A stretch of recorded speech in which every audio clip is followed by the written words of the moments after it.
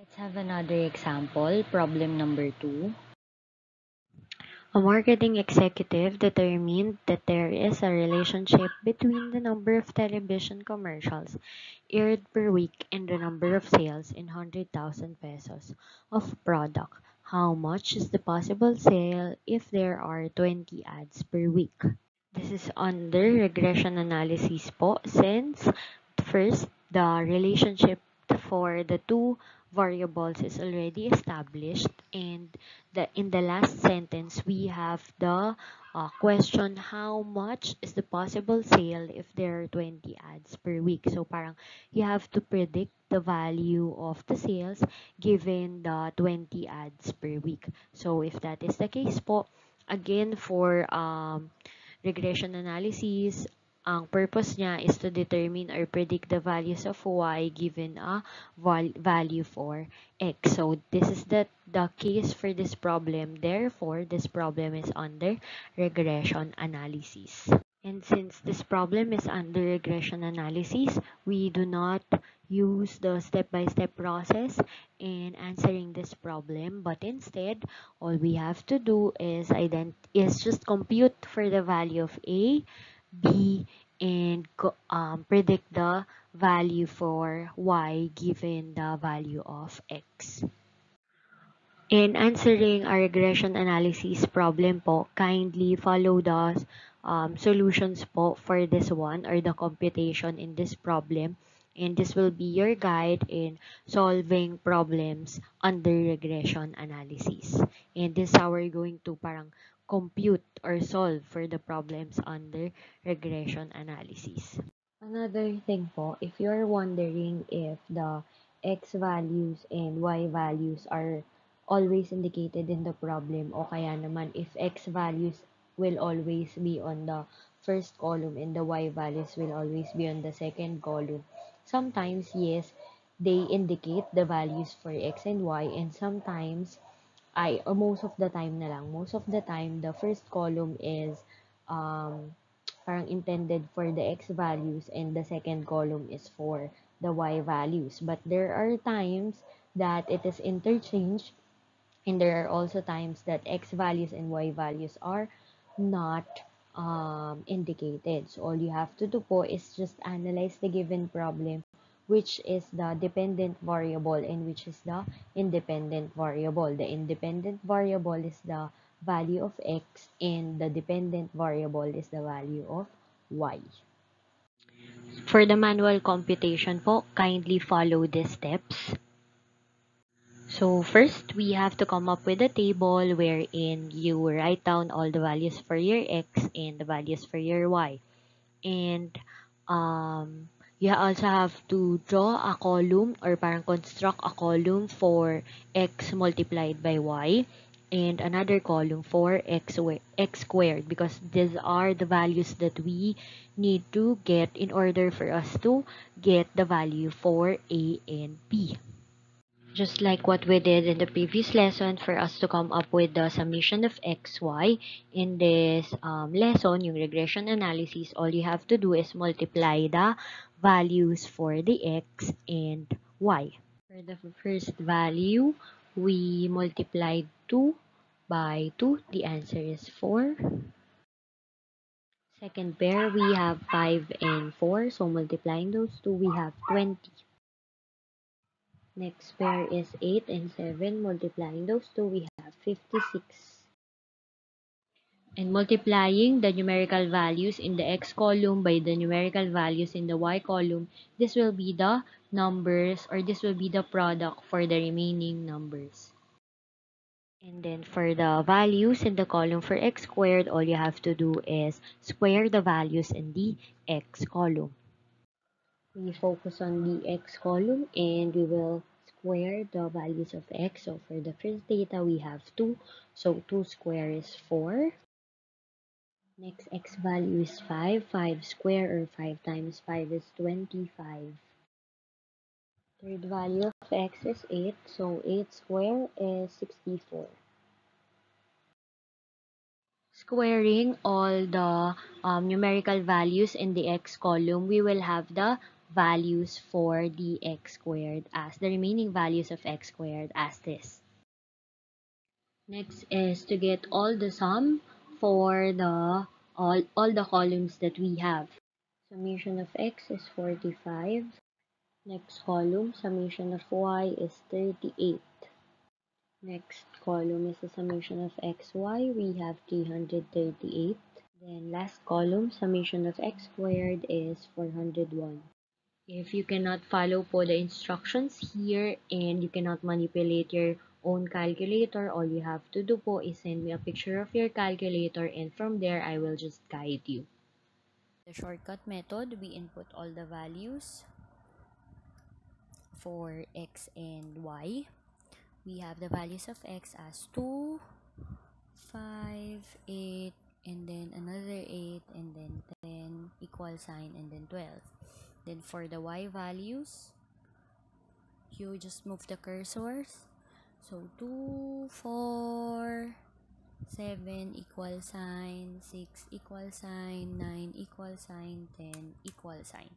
And then you press on, then we solve for the summations. So shift, tapos stat, and then sum. So we identify the sum of x first.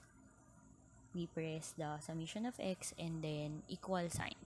And the answer is 45. Next, the summation for y, shift, stat, sum, and then summation of y, equal sign, then the answer is 38 po. Next, summation of xy, shift, stat, sum, tapos summation of xy, and then equal sign, 338, and then summation for x squared is shift, stat, sum, and then x squared is 1. So, equal sign, the answer is 401.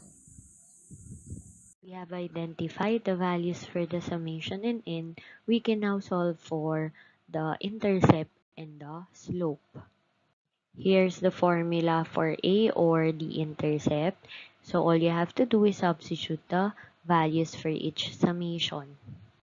Substituting the values, we will have 38 multiplied by 401 minus 45 multiplied by 338 all over 6 times 401 minus 45 squared.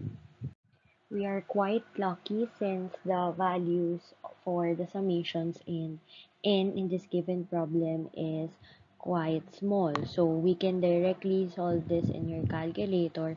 Pero still, I highly suggest that you simplify the numerator first and then simplify the denominator, and then after simplifying, you just divide those two numbers to get the value of A. Kasi po, there are still times that the problems for regression analysis has a number na with the large values for summations and n.